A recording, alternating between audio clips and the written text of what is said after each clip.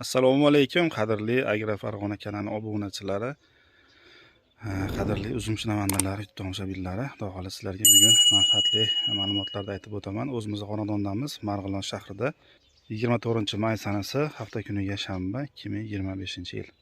Hop, bu videoda uzum kasalliklari bu yil qanaqa bo'lyapti va qanaqa ishlovlar ko'rilyapti, shular haqida qisqacha sizlarga qisqa va lo'nda ma'lumotlar aytib o'tamiz. O'zimiz xonadondamiz, mana taraf kartoshkalar ekilgan, ko'berlarimiz qaranglar o'sishini. O ulanganlarimiz ham ancha amal surib qopti. Mana ko'berlarimiz. Juda ham ko'p ko'berlar ekkanmiz bo'sh joylarimizga. Xo'p, uzum shunaqa mevali daraxt turiki, bu shakl berilsagina, qarab turilsagina keyin natija hosil beradi. Sizlarga hozir mana bitta misolni aytib o'taman. Bizda endi ko'p chilik uzum qiladi uyda. Uzumga doimiy e'tibor beriladi, kaltaroq kesiladi, tepaga taraladi. Hozir nari taraflarga ko'rsataman, mevalari уже katta-katta bo'lib, yiriklashib qoldi ancha. Va bu yerda mana uzumlarimizga kasalliklar teggan, qanaqadir mikroelementlar yetishmayapti. Endi o'zi bu toklarimiz ancha charchagan, echkilar yeb qo'ygan bir yili. Shuning uchun hozir bu yil tegmadik, ishlov bermadik. Va xolasa endi bu taraflarga mana ko'berlar ekkanmiz. Mana o'zimizning hollardan ekdik. 2-3 ta yangi barg ham ochib qoldi. Mana ko'berlarimizdan ekdik. Xudo xolasa mana shu ikkita qatorimizni keyinchalik teplitsa qilish rejamiz bor. Shuning uchun ko'berlar ekdik, yaxshi sortlardan ulab teplishni dehqonchilikda, bog'dorchilikda xudo xolasa yo'lga qo'ymoqchimiz.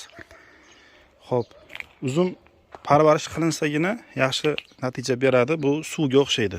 Haligi to'g'ri kelgan joyga qarab oqib ketaveradi, o'ziga to'g'ri kelgan joyga qarab. Mana tutni qaranglar. 4-5 yillik uzum.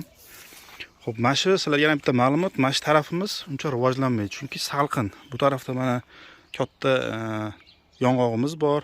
Bu taraflarda ham mana salqinlik tushadi. Shuni hisobiga bu taraf endi uyda salqini bor. Salqinda nimagadir yaxshi meva qilmayapti va yildan yilga o'zgarib toklarimiz yaxshi amal surmayapti. Bular 4-5 yillik tok. O'sha kindik uzum chiqarganman o'tgan yili.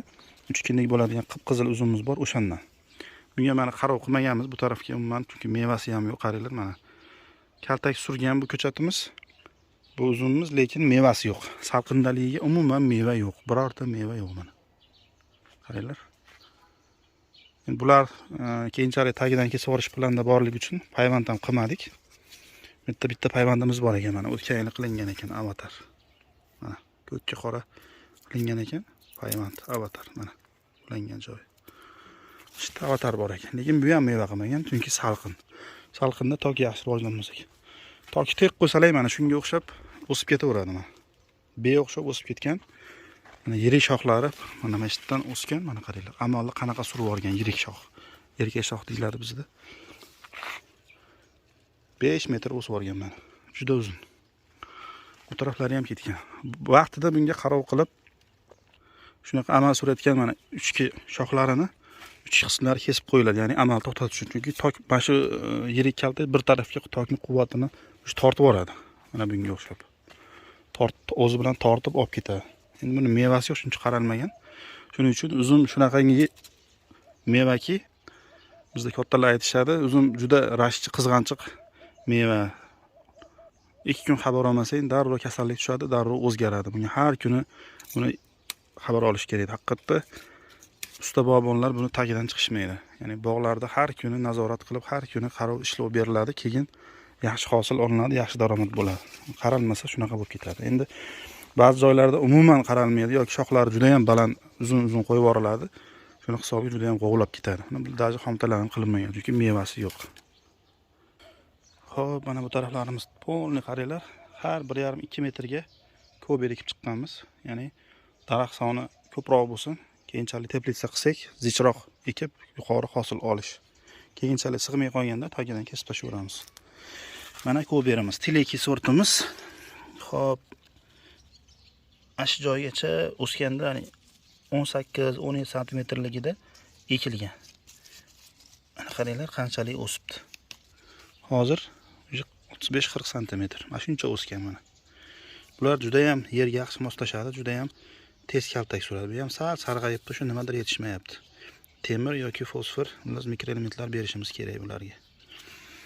O'zi berdik ham bir marta, yana beramiz. Sarg'ayish bor baylarida. Ya'ni bu xloroz kasalligi ko'proq temir element yetishmasligidan kelib chiqadi. Bitta video ko'rib qoldim, bitta Bobon akamiz shu temir yetishmasligini oldini olish uchun yoki davolash uchun temir nimalardan, arraxonalardan, xullas konteyner maydalaydigan joylardan borib temirni zanglarini yig'ishtirib kelib yerga solayotganini guvoh bo'lganman. Shu YouTube'da bitta akamiz qo'ygandilar.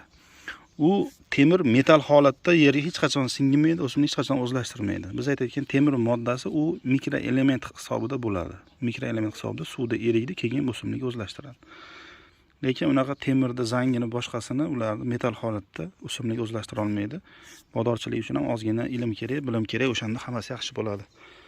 Shu zanglarini yerga ko'mib chiqqanini ko'rgan edim. U metal yerda turaveradi, nabarot yerda axlatga boyitadi, musor qiladi. Mana.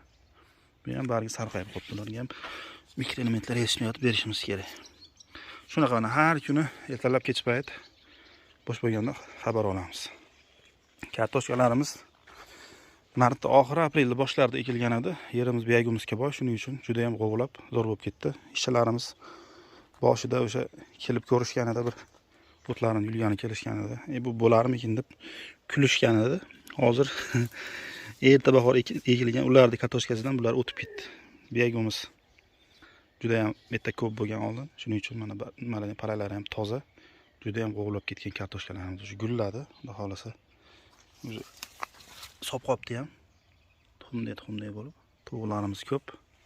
Ochib tashabdi. Bular ham mana avatar, o'tgan yilgi payvandlarimiz. Mana qanchalik darajada o'sgan. Mana shu payvandimiz mana uchiga qilingan, ko'kka ko'k qilingan. Bu yil mana yaxshigina hosil oldik. Olyapmiz. Bu Lamborghini.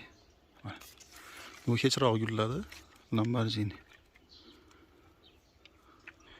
Qolganlarimiz avatar, xudo xolasa. Bu taraf ham avatar. O'tgan yil taydan chiqqaniga ulagan edik. Ko'kka qora. Mana sizlarga ko'rsatay. Mana ulangan joyi. Ko'kka qora ulangan o'tgan yil, chunki ikki xil turibdi. Bu mana sal yangiroq, bu eskiroq novda. Mana o'tgan yil o'sgan holat. Mana bu yil mevalar. Avatarlarimiz. Mana mevasi bor ekan. Bular shoxlarini olmadik, endi g'ovlab o'syapti, qalamsasini olamiz degan maqsadda. Xo'p, uzum kasalliklari bo'yicha. Xo'p, uzum yangi kurtak yozganda, 2-3 ta barg yozganda oq pasha qo'nadi kurtagiga. Shu oq pashaga qarshi yengil o'sha zahar deymiz, o'ldiradigan dori sepiladi. Erta bahorda birinchi ishlov qilinadigan dorisi. Undan keyin guligacha dori berilmaydi deyarli va guldan tushgandan keyin asosiy ishlov boshlanadi. Asosan sho'r kasalligiga qarshi va undan oldin zangga qarshi ham beriladi. O'sha Redamil Gold dorisi bor, preparati o'shandan beriladi, ya'ni zang kasalligiga qarshi. Zang kasali qachon ko'payadi? Zang kasali o'zi birinchi bug'doyga tushadi. Bug'doydan keyin o'sha barglari zang bo'lib, qurigan nimalar zarralari keyin uchib tarqalib, boshqa o'simliklarga tarqaladi. O'shanda ehtiyot bo'lish kerak. O'sha Redamil Gold sepiladi. 2 marta bir hafta oralig'i bilan dori beriladi zangga qarshi. Bular mana Mercedes uzumlari. Bu yil Mercedeslarni bitta akamiz aytdilar, haqiqatda mana emblemalari juda ham zo'r ko'rinib turibdi mana. Mana qaranglar, uchga emblemalari zo'r ko'rinib turibdi. Sal kech bo'lib qoldi, sifat uchun uzr so'raymiz. Xo'p, biz orada bir buni xomtay qilmaymiz, chunki boshi niq bo'lib ketadi. Shu niqni oldini olish uchun xomtay qilinmaydi, ya'ni chala changlanib, tabiiy o'zi mana siyrak bo'ladi. O'shani hisobiga bir shira tushirib qo'ydik. Bu shira to'xtadi. Shiraga qarshi ham o'sha zahar dorilardan olib kelib sepdik mana. Mana boshga yaxshigina tushgan edi. Mana yaltillab turibdi hali ham. Uzib olsak ham bo'laveradi. Shira to'xtagan, lekin asorati bor, yaltillab turibdi, o'lgan. Va mana shu boshni qaranglar, mana shira nimasini, o'simlik so'kini, shirasini so'radi shu hasharot. Shuni hisobiga dona maydaroq. Ha, bu yonida qaranglar, qanchalik farqi bor mana. Kasallik qanchalik nimani zarar keltiradi mana.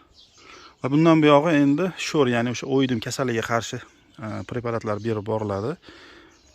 Bir marta, 2 marta beramiz suvdorini, undan keyin oltin gurtga o'tamiz. Oltin gurtni quritib yaxshilab chaynatiladi. Shu bilan xudo xolasa uzumlarimiz pishadi. Bu meshlarimiz ertaroq pishadi bizda va ko'p saqlanmaydi. Yaxshi qoragandan keyin birinchilardan bo'lib o'sha eksportga Rossiya bozoriga uziladi. Biz mahallada juda ham ko'p shu meva bilan shug'ullanadigan akalarimiz ko'p, ya'ni xolodilniklar ko'p atrofimizda.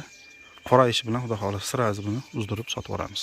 Chunki uzumni uzoq vaqt saqlab turish uchun ham katta e'tibor va mehnat vaqt kerak. O'shanda yaxshi holatda saqlanadi va yaxshi daromad bo'ladi. Uzumdan daromad qilish uchun yo erta kuni sotish kerak yoki kech saqlash kerak. O'shanda yaxshi daromad bo'ladi. O'rta paytda hamma pishiqli paytda sotsangiz, yaxshi daromad qilish qiyin. Xudo xolasa keyingi videolarimizda bitta ukamiz borlar, o'sha dori bilan shug'ullanadigan, uzumli preparat bilan shug'ullanadigan ukamiz borlar. O'sha ukamizni magazindan sizlarga bitta video lavha qilib beraman. Qanaqa kasallar hozir ko'p uchrayapti, ular bizdan ko'ra yaxshi biladi va qanaqa preparatlar effektli, ham narxi arzon preparatlar xudo xolasa sizlarga chiqarib beramiz. Bu Mercedes xomtay qilinmagani uchun bir marta o'sha birinchi, ikkinchi xomtay bir marta qilinadi, bo'ldi. Endi shu pastga qaragan, pastga qarab turgan tushayotgan barglar olib turiladi, bo'ldi. O'ta ochib yuborilmaydi. Bu qora uzumlar salqinroqda yaxshi effekt beradi, ya'ni barglar salqinroqda yaxshi bularga quvvat beradi. Shuning uchun faqat pastga qaragan barglar olinadi. Mercedes uzumini mehnati kamroq qolgan uzumlarga nisbatan, ya'ni oshiqcha quyosh nuri talab qilinmaydi. Qaranglar mana. Ancha yirik bo'lib qoldi. Bu yil Mercedeslar juda ham zo'r, chunki quvvati nimagadir bu yil baland, mevalari ham yirik, juda ham yaxshi tez ketyapti. Bular sal niqroq bo'lib qoladi. Shuning uchun bular bozor suymaydi. Bularni sal orasidan qaychilab chiqamiz. Salomat bo'linglar. Kimda qanaqa savol bo'lsa kommentariyga yozib qoldiringlar.